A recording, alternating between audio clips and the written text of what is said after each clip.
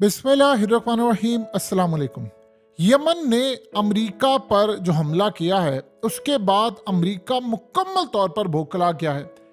ये ज़रा मनाजिर देखिए, ये आपको बताएंगे कि असल में अब कौन सी जंग छिड़ने वाली है। देखिए, अमेरिका के अंदर होता ये है कि जब उन्होंने कोई बड़े पैमाने पर जंग छिड़नी होती है तो वो अपने मीडिया पर मिलिट्री के जो रिटायर्ड या तो जर्नैल होते हैं या ऑफिसर्स होते हैं उनको बुलाते हैं और उनको बुलाकर वो कौम को बताते हैं कि फलानी फलानी जगह से देखिए हमला हो रहा है हम पर।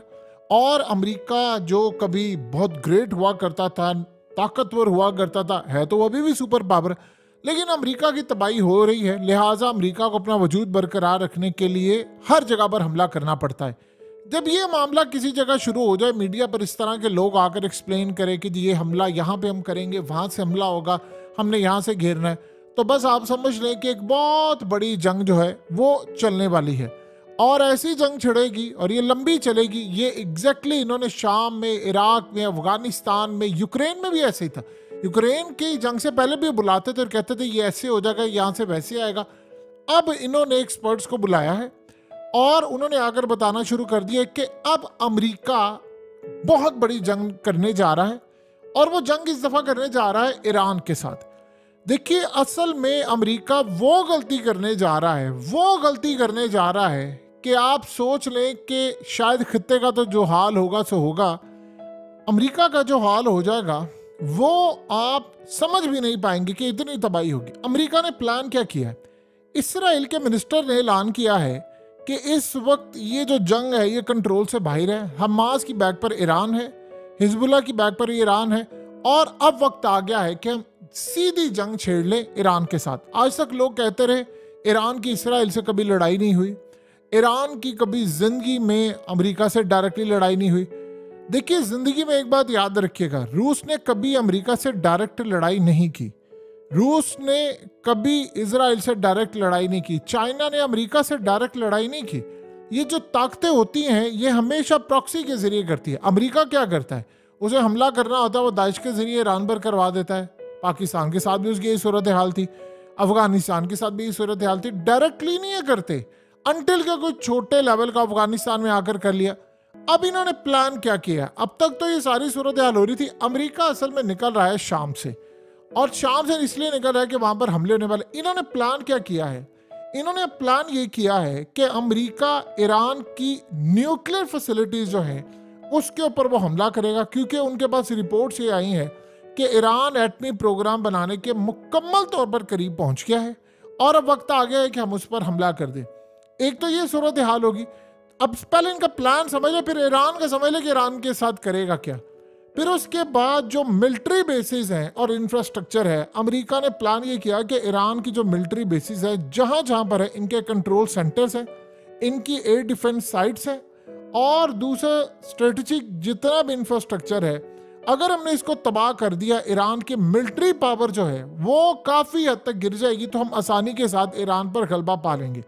फिर एक और स्ट्रेटजी बनी है कि हमने ईरान को अगर पकड़ना है तो चूंकि स्टेट ऑफ होम्स जो है यानी समुद्री जो इलाका है, ये जो यमन इनके साथ कर रहा है, ये क्या है? यमन ईरान की स्ट्रेटजी के साथ चल रहा है ना। तो ईरान ने भी प्लान किया है कि अगर ऐसी सूरत हाल होगी तो वो स्टेट ऑफ होम्स को पूरी तरह यानी कैप्चर कर लेगा और वहां से एक चीज भी नहीं जाएगी। तो इन्होंने प्लान ये किया है कि हम ईरान की नेवी को तबाह करेंगे और इसके लिए हमें वाटर से यानी मिसाइल लॉन्च करने हैं, और जो ईरान की नेवी के एसेट्स हैं या उनका जो इंफ्रास्ट्रक्चर है, जो इनके रूट्स हैं, वहां पर अगर जाकर वो हिट करते हैं तो हमारे लिए बहुत ज़्यादा फायदा होगा।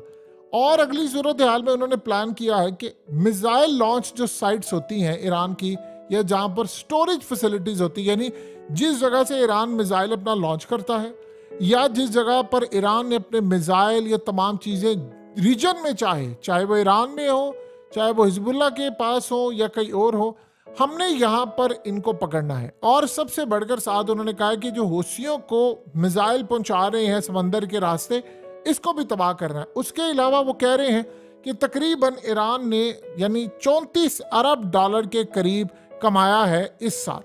तो ईरान पर हमने इतनी पाबंदियां लगाई हैं, फिर भी उसने तेल से 34 अरब डॉलर कमाया है। ये वो है जो ईरान ने ओपनली बताया। यानी सोचिए कि जो वो ब्लैक में ग्रे मार्केट में बेच रहे हैं, जो स्मगलिंग करके बन के पाकिस्तान में भी जो आता है, तो वो उसकी कीमत अलग है, उसको वो छोड़ दें। अब इस सारी सूरत हाल के अंदर वो कह रहे हैं कि इस मामले पर हमें ऑयल की जो इंफ्रास्ट्रक्चर है, इनका ऑयल फैसिलिटीज जो है ईरान में, उसके ऊपर बमबारी करनी है, वहाँ मिसाइल मारनी है, स्ट्राइक करना है और इस पर ईरान की हम कमर तोड़ कर रख देंगे। फिर उसके बाद उन्होंने कहा है कि ईरान की जो फोर्सेस हैं, जो उनकी पूरी फोर्स की ख़ास तौर पर फैसिलिटीज़ हैं, चाहे वो मिलिट्री हो, पॉलिटिकल हो, यानी उनकी फ़ौज का सारा दारोमदार जिन चीज़ों पर है उसको हमने तबाह करना है। अब ये अमेरिका ने इस वक्त प्लान बनाए हैं और ये प्लान उनको कौन दे सकता है? बताइए ना, ये प्लान कौन दे सकता है? ये प्लान उनको सिवाय इसराइल के कोई नहीं दे सकता। अब ईरान इनके साथ क्या करना है? ये ज़रा जंग छेड़ेंगे। ईरान अब तक तो काम ये करता आ रहा है कि डायरेक्ट जो लड़ाई है वो नहीं हो पा रही, यानी इनडायरेक्ट है, हिजबुल्लाह के जरिए इसराइल पर और हमास के जरिए इसराइल पर। साथ साथ इनकार भी वो करेगा, हौसियों के जरिए वो इसराइल पर हमला करे और उसके बाद अमेरिका पर हमला करे। अब जब ये लड़ाई होगी तो सबसे पहले तो स्टेट ऑफ जो हॉर्म्स होता है, इसको ये असल में फ्लैश पॉइंट बनेगा और ये इसको ब्लॉक कर देंगे, जिससे होगा ये कि पूरी दुनिया के अंदर ग्लोबल सप्लाई अमेरिका की हो, यूरोप की हो, किसी की हो, सबकी डिस्टर्ब हो जाएगी।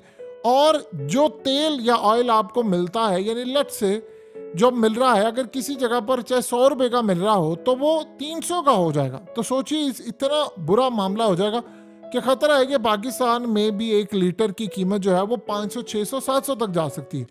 फिर उसके बाद ईरान ने काम ये करना है कि प्रॉक्सी इंगेजमेंट जिसको कहते हैं, कि जितने उसके एसेट्स हैं पूरे खिते के अंदर उन सबको अमेरिका पर छोड़ देना, अमेरिका के तहदियों पर, क्योंकि अमेरिका ने ईरान पर जो हमला करना है वो अकेला कभी भी नहीं करेगा। अब इस सारी सूरत हाल के अंदर वो कोशिश ये करेंगे कि अमेरिका की जो एयर पावर है और नेवल जो बर्तरी है उसको हम तबाह करें। अब तक अमेरिका ये समझता आ रहा है कि असल में उसको बड़ा लेवरेज है, उसकी एयर पावर है, स्टेल्थ एयरक्राफ्ट है, ड्रोन्स हैं, उसके अलावा नेवी की प्रिजेंस है, एयरक्राफ्ट कैरियर हैं, डिस्ट्रॉयर हैं, एडवांस मिसाइल और एडवांस डिफेंस सिस्टम लगे हुए हैं। लेकिन यमन ने जो हाल किया है इनका, वो सारा कुछ फेल हो गया। इससे ईरान की टेक्नोलॉजी का अंदाज़ा होता है कि यमन को उन्होंने दी है 10-15%। तो लिहाजा इस सारे मामले पर हम अमेरिका की सबसे पहले तो ये फैसिलिटी सारी तबाह करेंगे। उसके लिए ईरान के पास है मिसाइल्स।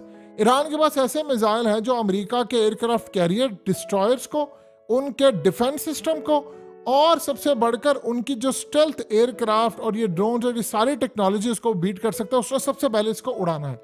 फिर उसके बाद इस सारी सूरत हाल के अंदर वो कोशिश ये करेंगे कि अमेरिका के खास तौर पर वो वाशिंगटन तक तो हमला नहीं कर सकते, लेकिन वो जहाँ जहाँ अमेरिका के प्रेजेंस है, उसके मिलिट्री बेसिस हैं, फिर चाहे कोई भी मुल्क हो, चाहे वो इस लड़ाई में लड़ा या नहीं लड़ा, उसने उन तमाम मिलिट्री बेसिस पर हमला करना है। और इन ममालिक को कहना है कि आप अपने मुल्क से अमेरिका को इमीडिएटली निकाल दें, अगर नहीं निकालेंगे तो फिर हमारी जानिब से भी हमले। ईरान के पास इस वक्त जो बैलिस्टिक मिसाइल प्रोग्राम है, जो हाइपरसोनिक इसका प्रोग्राम है, उसने सारे के सारे अमेरिका की बेसिस पर, इनके इत्तेहादियों पर, जो जो ममालिक इसके साथ होंगे, यानी शहाब 3 से लेकर फतेह 2 मिसाइल और ये वो सारे अपने टारगेट को पहुंच जाएंगे। और याद रखिएगा, ईरान समंदरों में बहुत ज़्यादा तेज है, इसके पास स्वाम ड्रोन्स हैं, बॉट्स हैं और इसके पास बहुत सारे वारफेयर के दूसरे तरीके हैं। अमेरिका के ऊपर साइबर हमले शुरू हो जाएंगे बहुत बड़ी तादाद के अंदर, और अमेरिका के जहाज़ों और ये तमाम चीज़ों को तबाही की जानिब। फिर अमेरिका के लिए इकोनॉमिक डिस्ट्रप्शन बहुत ज़्यादा हो जाएगी। देखिए, सबसे बड़ी बात है, तेल का ईरान को तो मसला नहीं होगा, अपने मुल्क में तो उनके चलेगा। सप्लाई चेन जब मुतासिर होगी तो दुनिया के अंदर बहुत बड़ा क्राइसिस आ जाएगा, वारफेयर और ये तमाम की तमाम जो चीज़ें हो जाएंगी। जब ये होगा तो ईरान के पास इस वक्त ऐसे मिसाइल हैं जो डायरेक्टली जाकर अमेरिका, इसराइल, फिर वो जाहिर सी बात है इसराइल को भी नहीं छोड़ेगा। सबसे बड़ी बात ये है, देखिए, इसराइल ने आज तक ईरान पर डायरेक्टली हमला करके कबूल नहीं किया। हाँ, उसने ये कहा होता है वो मार देते, पहले माजी में होता ही ये था, इसराइल के तैयारे आते थे, मारकर चले जाते थे। अब हालिया ईरान ने जो बदला लिया है वो आप सबने देखा है, इन्होंने ईरान में हमला किया, फिर उन्होंने उसके बाद इराक में उन पर हमला कर दिया। अब लेवल ये आ चुका है कि अमेरिका अपनी कौम को ज़हन साजी कर रहा है। आप ये सोचें कि बरतानिया का आर्मी चीफ अगर आकर ये बात कर रहा है, अपनी कौम को कह रहा है कि हर कोई मिलिट्री ट्रेनिंग ले, हथियार उठा ले और उसके इस्तेमाल के लिए तमाम इक्विपमेंट्स, तमाम चीज़ें आकर आप लोग लें, ताकि आप लोग फौज के शाना बशाना लड़े। फौज को आपकी ज़रूरत है और आपने रशिया से लड़ाई करनी है। यानी उसका मतलब ये था कि लंदन, बर्मिंघम और ये जितनी चीज़ें, इनकी गली कूचों में भी लड़ाई जा सकती है। सो लिहाजा लड़ाई जो है वो बड़े पैमाने पर लड़ी जानी है, क्योंकि वो चाह रहे हैं कि रूस असल में इस जंग में ना आए। ईरान की जहाँ तक सूरत हाल है, ईरान इस वक्त बला बन चुका हुआ है और ईरान की ताकत आपने देख ली थ्रू यमन क्या है। अमेरिका को इस बात का अंदाज़ा नहीं है अभी कि असल में इनके साथ क्या होगा, स्ट्रेटजी इनकी क्या होगी, मामलात क्या होंगे। वो असल में सोच रहा है कि हम ईरान को पकड़ लेंगे, हम ईरान को ऐसे कर देंगे। लेकिन ये याद रखिएगा, इस वक्त वो जो जहन साजी है वो अमेरिका का एक बड़ा तबका नहीं कर रहा। वो सबसे बड़ी बात ये है कि इनके पीछे जो लोग हैं, यानी जो असल में कंट्रोल करने वाली ताकतें हैं, ये सारा कुछ वो काम करेंगी। देखिए, सबसे बड़ी बात यह है कि ईरान ने जो खतरनाक मिसाइल इस वक्त बनाए हैं, जो 1200 किलोमीटर से शुरू होते हैं, 2500 किलोमीटर तक जाते हैं, ये असल में बड़े खतरनाक हैं। और ये इनका जो निशाना है वो बिल्कुल ईरान मारेगा तो अमेरिका और इसराइल के ऊपर लगेगा। और जब देखिए अमेरिका लड़ाई करेगा तो जाहिर सी बात है इसराइल के कहने पर ही करेगा ना। तो सबसे बड़ी तो याद रखिएगा उसको कि आर्मेगेडॉन टाइप जंग चली जाएगी। यूरोप इसमें शामिल होगा, याद रखिएगा। ईरान के खिलाफ तो वो स्टैंड करेंगे। ये जंग खाली यहाँ पर नहीं रहनी, ये यूरोप, अमेरिका, मिडिल ईस्ट, ये पूरी दुनिया को लपेट में ले लेगा। यानी आप सोचे जरा कि जहां से तेल की 25-30% सप्लाई जाती है, 30-35% गैस जाती है। कतर ने हालिया ऐलान कर दिया है कि उन्होंने कहा कि यूरोप के लिए हम लोग इस वक्त गैस नहीं फिलहाल भेज सकते, क्योंकि यहाँ से लड़ाई का मसला है। तो लाखों के हिसाब से जो तेल जाता है ईरान से दूसरी जगहों से, पूरी दुनिया में बहरान पैदा शुरू हो जाएगा। ईरान की जंग नहीं होगी, अमेरिका लपेट के अंदर आएगा। और याद रखिएगा, जो सबसे बढ़कर अमेरिका के रिजर्व्स हैं वो सारे खत्म होना शुरू हो जाएंगे। अब इनके पास जो ईरान के पास मिसाइल हैं, इन्होंने फिर तेल अवीव मारने हैं, हाइफा मारने हैं, इनके कई शहर उड़ा देंगे। खास तौर पर वो कोशिश करेंगे जो पोर्ट्स हैं हम उनके ऊपर हमला करें।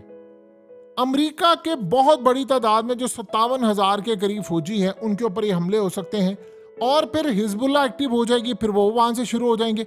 चाइना इस सारी सूरत हाल के अंदर पूरी कोशिश करेगा कि अगर अब जंग छिड़ गई है तो हम अमेरिका को, कम से कम अमेरिका को तबाह करें।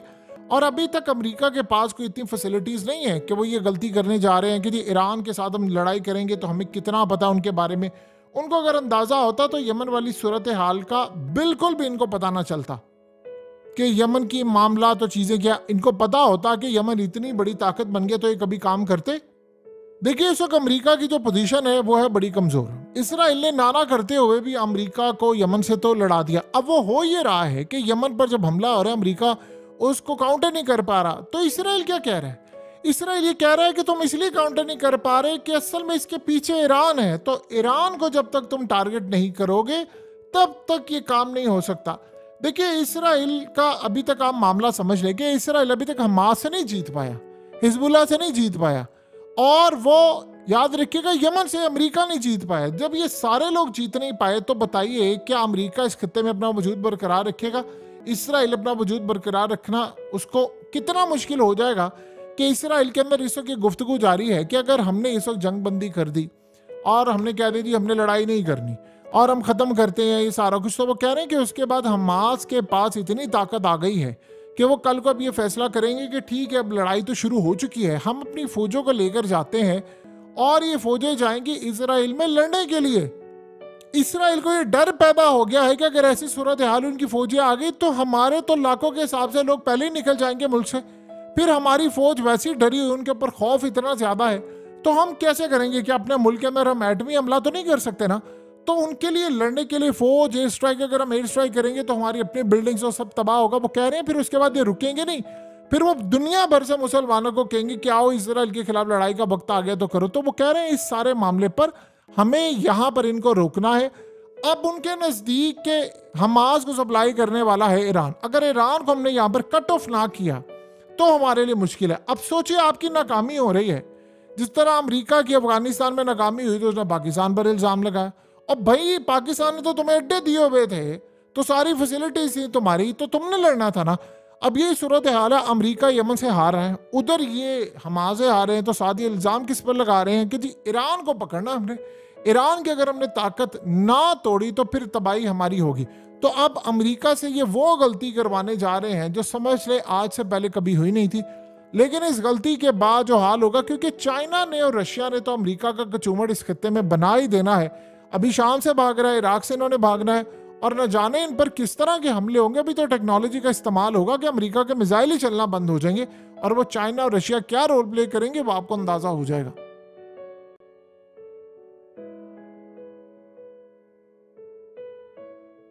हकीकत टीवी को सब्सक्राइब करना मत भूलें, वीडियो को लाइक करें, शेयर करें और कमेंट सेक्शन में अपनी राय का इजहार जरूर करें।